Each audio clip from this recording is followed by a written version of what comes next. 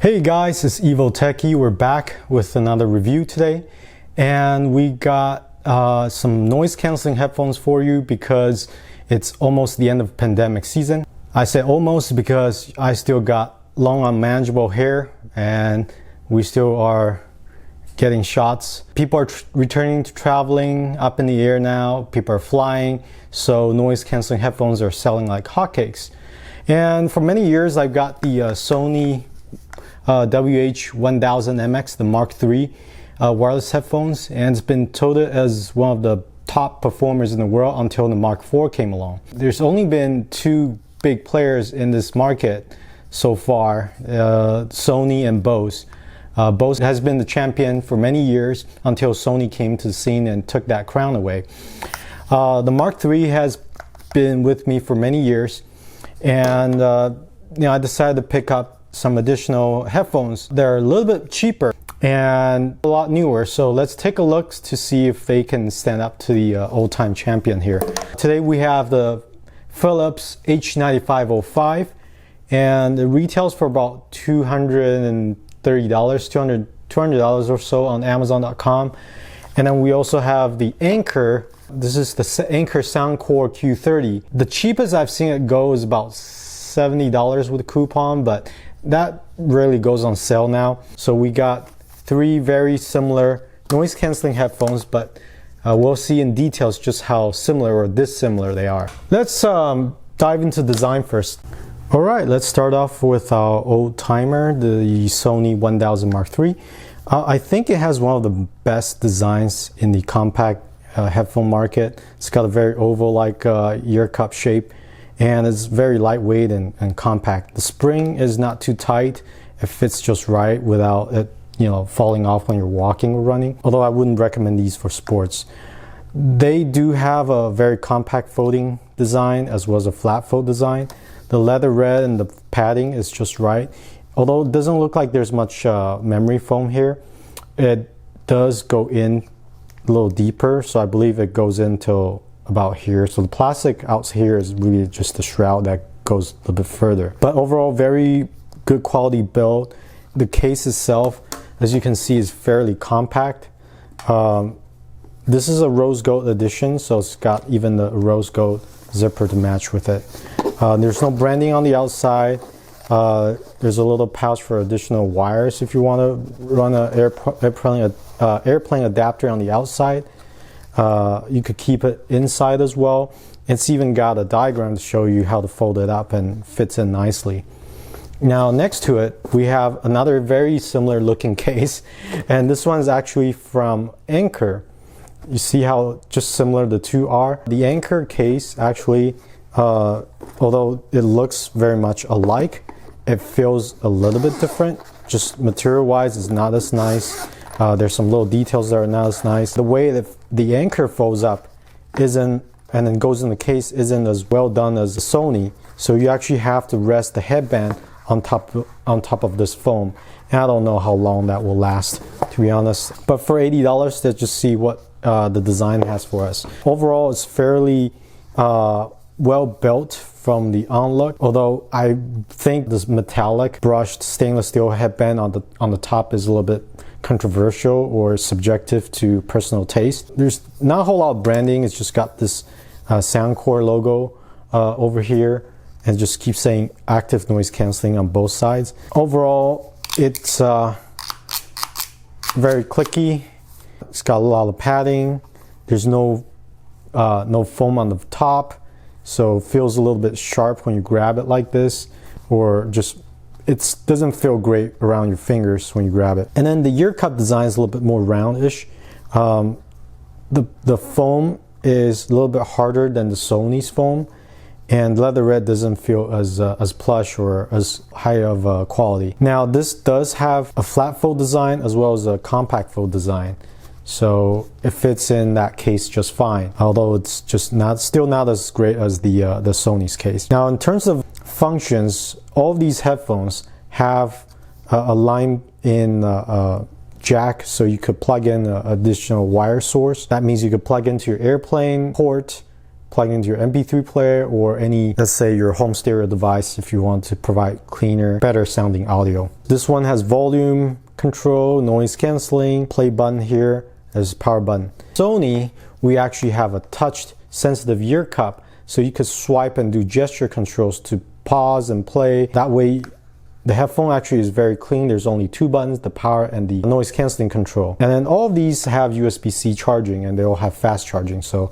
there's not much to it. On the far right, here we have the Phillips H9505. This one, a little bit disappointingly, doesn't have a compact fold design. It doesn't tilt to end, but it does have a flat fold. So it's a little bit like Bose's design, where it's mainly designed for a flat folding. But as you can see, the case that Philips has actually is thinner in profile versus a Sony or Anker Soundcore case. So what this means is if you're putting these into your backpack or into your suitcase or whatever, it actually may fit better having a thinner case. So to each of his own. If you prefer a thinner packing headphone, this is the one to get. If you just want something compact and small but a little more in depth or in height, then these will be fine. On the H9505, it's got a roundish ear cup design, but the cutout is an oval design. Very stealthy. There's not much marking except just Philips over here. So I think it's a pretty good understated design like Sony's. There is touch control on the right ear cup, so you can control volume, play track, hold it for Google Assistant and so forth. And it's got three buttons here. It's got a power, a voice control, and a noise canceling button. This one has a audio port in as well. And all the controls, charging port is all on the right ear cup.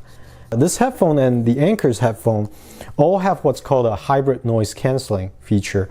That means on each of a ear cup, there is an external microphone, and then there is an internal microphone to really capture the sound and determine what's really an environmental ambient background noise versus your own voice. And it's able to do that quite well. I would say this is the latest in noise canceling technology now. Both, we'll get to the performance later, but so far these have been performing fairly well. Now, Sony is still the king of performance overall out of all these three, just because that's way up there in their own price range, and the algorithm is just by far much better developed. But I would say these two are starting to catch up in terms of performance, and we'll get to that in a bit. Hey guys, welcome back to our office, and we're in Manhattan, New York. No, I'm kidding. That's Manhattan, New York in the background, and that's just the ambient track that I found on YouTube playing through my Google Nest speaker at maximum volume. But what I have is a dB meter running on my phone. So right now it's peaking out about 70 dB, but on average it's about 60, 63. So that's what you typically get in the urbanized environment. If you have your windows open, this is what you'll hear on the streets during the day. It's got construction vehicles, street traffic, people walking, the ambient noise, and so forth. So let's try out our noise canceling headphone. The first one being the Anker Q30. This one is the cheapest of the bunch. Again, just to remind you, about $80. So I'm gonna put it on my head. It's already on. So noise canceling works okay. It does cut out some of the mid-range, but I can still hear the background hum fairly noticeably. The hard car honking, I heard that. So that was fairly clear and fairly loud. I would say comfortness, it's lightweight. The foam feels like there's not enough foam.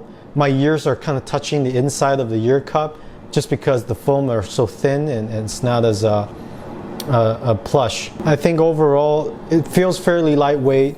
The round design, easy to put on. The only problem is there's so many buttons, I really don't know which one's what. So it will take some remembering and getting used to. Okay, let's try out the Philips. So we got the Philips H9505. Okay, much plusher ear pads, a little bit tighter fit. Yeah, overall it feels fairly comfortable. I think you just have to adjust the headband to get it to your size. Right off the bat, there's a little less bass humming, and let's see if we can catch some of that car honking.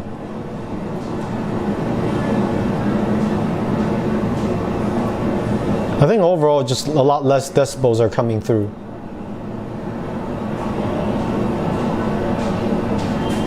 Yeah, I think overall it's doing a better job than the Anker. We'll have to test it out a few more times, and we'll try the airplane ambient sound next, just to test that out. Okay, so that's the Philips one. And one thing I want to show you is if I hold my finger on the ear cup here for over 2 or 3 seconds, it actually pauses noise canceling and actually engages the microphone, so it's capturing the sound around you, so you can hear everything that's happening as if you're not wearing the headphone. And this is extremely convenient, especially if you're out on the street, you want to listen to somebody that's just come up to talk to you, or you're in the office, somebody's having a conversation, you want to, listen in on that. Or if there's a you're at the airport, there's an announcement coming on, you want to hear what's going on, you simply hold the earphone here for 2 seconds and engages what's called the ambient mode. Yeah, that actually works really well. Okay. And I find this touch control used to be very finicky in the past years, but lately they've really done a good job implementing it. Earlier I was trying on playing some songs through this headphone. I was swiping left and right, up and down, and just tapping it just to see how well the gesture controls are. I was able to tune, pause, skip track, up, down the volume. It all worked really well. So kudos to Philips for doing a good job on implementing all these controls. Now here's to our champion, reigning champion, the Sony Mark III. This is the Mark III, so it's the previous generation. Mark IVs are out now that supposedly have a better noise canceling, but still, can this $300 headphone compare to, still stand up to these sub $200 headphones? Let's check it out. The oval shape works really well. The headphone just feels plush. Maybe it's because I've been wearing it for so long, for a couple of years, but it does remove a lot of trebles. It does remove a lot of background noise. I think it just reduces it to a very low hum, and I think that's a good thing. Sometimes when it's really quiet though, you don't want as strong of a noise canceling because it feels like you're getting sucked into a vacuum. It just feels a little claustrophobic. It's not just about being too quiet. There's something about the noise it produces to cancel out the noise that is a little bit uneasy at times when it's too strong. And I think this works fairly well. I would say it's still a step up above the Phillips H9505. So in terms of ranking, I would still rank this maybe an 8. The Phillips maybe a 7.5. Anker, it's not quite there yet. I would give it about a 6.5. Okay, let's try with some airplane noises. Okay, we're in the airplane now. So this is the cruising ambient noise. It's supposed to be about 85 decibels or 80 decibels. Right now my decibel meter is peaking out only at 73. I think just Google Nest doesn't want to hurt my ears, so that's the best we can do, but let's give it a try. At least it's got the right rhythm and tones. So we got the Anker on again. I can still hear the engine whining, do.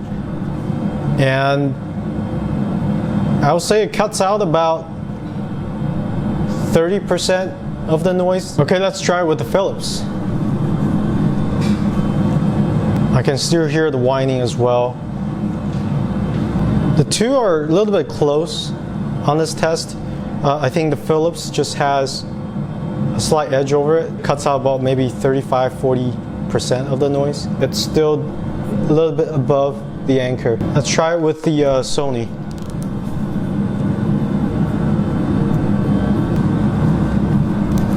Okay, so the Sony does cut out the most amount of noise from this test. Sony has really removed a lot of the heavy bass that exists there, the hum. There's still that higher whine that you can hear from the engine churning. But overall, I would say Sony's still best of the bunch just from the algorithm they have. Sony, I would give it a 9. On this test, I think it's still best of a bunch here. Phillips, I would give it maybe a 7.5. Anker, a little bit more disappointing. I'll give it a 6 in this case. Okay, let's talk about app control. Okay, so that was some interesting results, but before we come to a conclusion, there's another big factor, which is app control. These noise-canceling headphones are primarily designed to work with your cell phone. What the app does is really give you control over whether it's the sound quality through equalizer. You could just fine-tune whether you want more bass, more mids, or lower the hot trebles and so forth. Sony and Anker has a lot of fine-tuning control. Philips gives you some of that, but it's not as fine as Anker.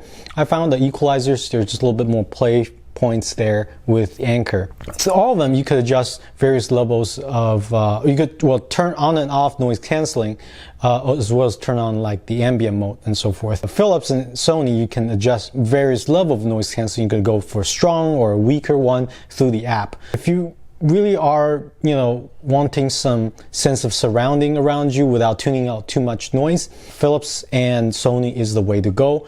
Anker is kind of just turning on and off or going into ambient mode. In terms of the app, Anker has something that's really fun. It's called the sleep mode. So it actually can play a few tracks, and you can mix and match a few elements like wind howling, rain noises, wind chimes, even a train noise. You can combine them or remove one, add a few tracks here and there, and play it through that. There's a lot of apps that do that. It's just nice to have this additional feature within the app that you're going to download anyways. With the Sony, now being a flagship, this has something that others don't have at this price range, which is the adaptive noise canceling, which means that the microphone picks up hints and bits of information around you to determine where you are, as well as gyroscope information. All that gets fed to the phone app, and the phone app will then determine whether you're walking or you're sitting still to really be able to say, okay,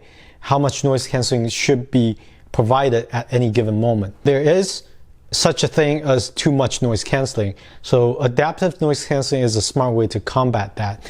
With the Philips, it's more of a manual adjustment. With the Anker, it really is just on and off. So take your pick, and I think the price really reflects it. In summary, Sony still gives you the best noise canceling performance. Philips, it's really kind of midstream, mid-tier, it's got a middle of a way price tag as well. Anker being cheapest of the bunch, build quality, just the way you grab it doesn't feel as nice.